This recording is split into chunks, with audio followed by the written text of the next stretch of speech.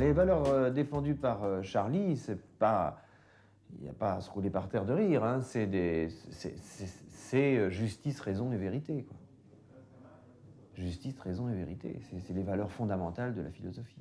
Charlie Hebdo est le journal le plus pour que je connaisse, je pense, à mon avis. Enfin, il défend vraiment les choses qu'il aime. La démocratie se défend en critiquant les manquements à la démocratie. On aime la démocratie. La justice se défend en critiquant très violemment les manquements à la justice. On aime la justice. En 1969, une équipe de caricaturistes comme Cabu, Rézère, Wolinski, Gébé, Willem, réunis autour de Cavana, crée un nouveau journal. C'est l'Hebdo Harakiri. Le journal est l'écho du mouvement de mai 68.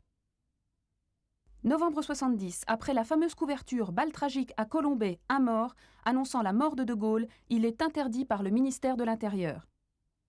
Le journal reparaît immédiatement avec la même équipe sous le nom de Charlie Hebdo. Charlie paraît régulièrement jusqu'en 1982, puis disparaît peu après l'élection de François Mitterrand.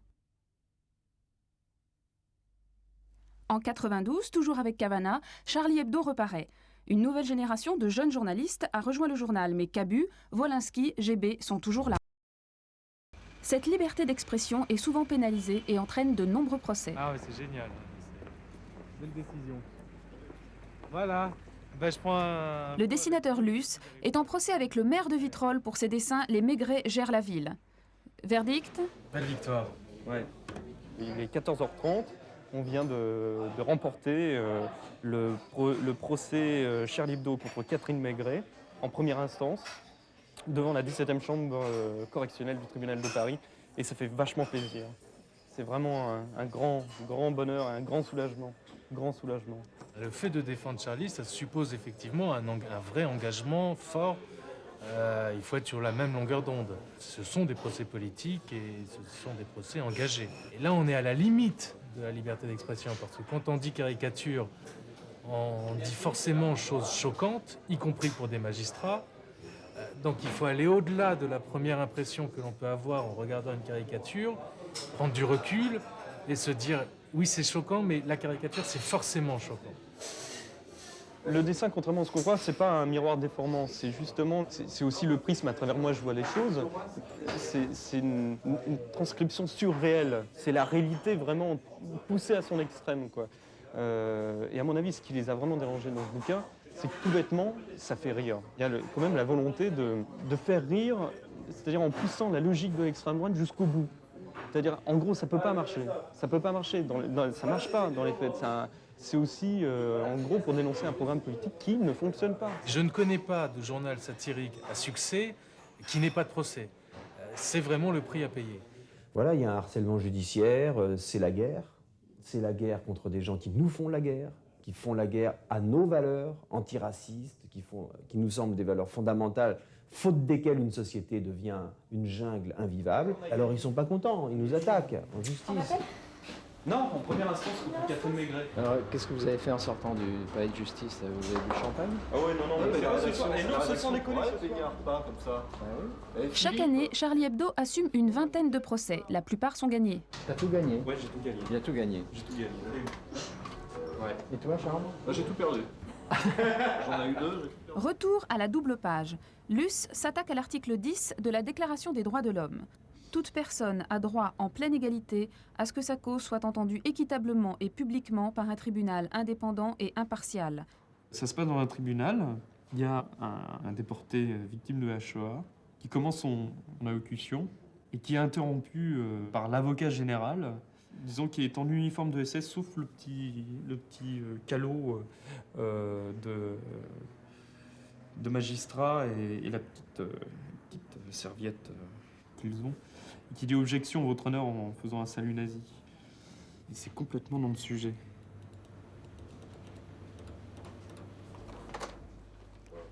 Chaque dessinateur a donc illustré à sa façon un article de la Déclaration des droits de l'homme.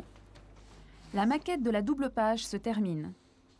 Il ne reste plus à GB qu'à signer le bon à tirer. C'est une responsabilité. S'il y a une connerie, c'est... On regarde qui a signé le bon à tirer, quoi.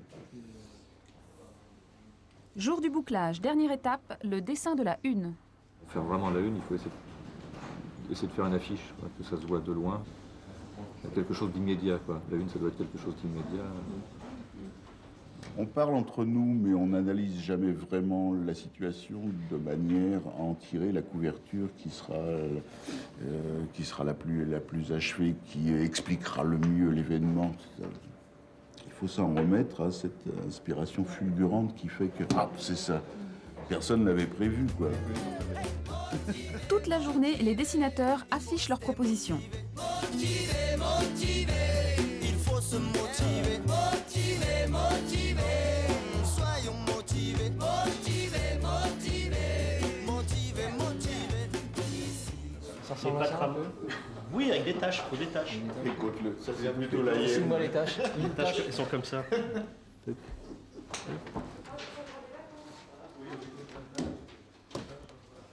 Mais qu'est-ce qui fait une bonne une? Il faut essayer d'imaginer ce qui mercredi prochain sera toujours aussi fort, aussi toujours dans le moment, quoi. Bon.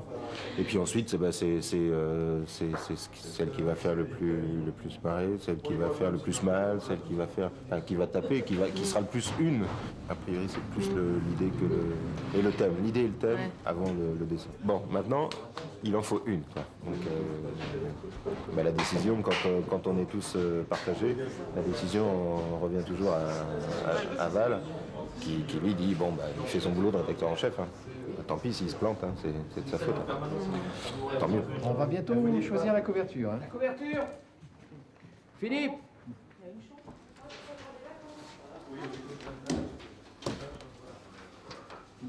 Il est en train de se concentrer. Le choix de la une revient donc en dernière instance à Philippe Val. Sinon, j'aime bien Mon pied beau me fait mal. Là.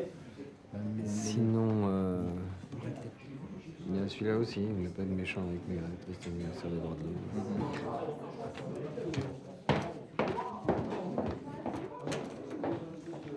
l'homme. Pied beau, il jette, hein. Ouais. Je crois qu'il c'est dynamique. J'imagine la une, ce Le Pen sur le côté comme ça, avec ce mouvement. Je pense que ça va être.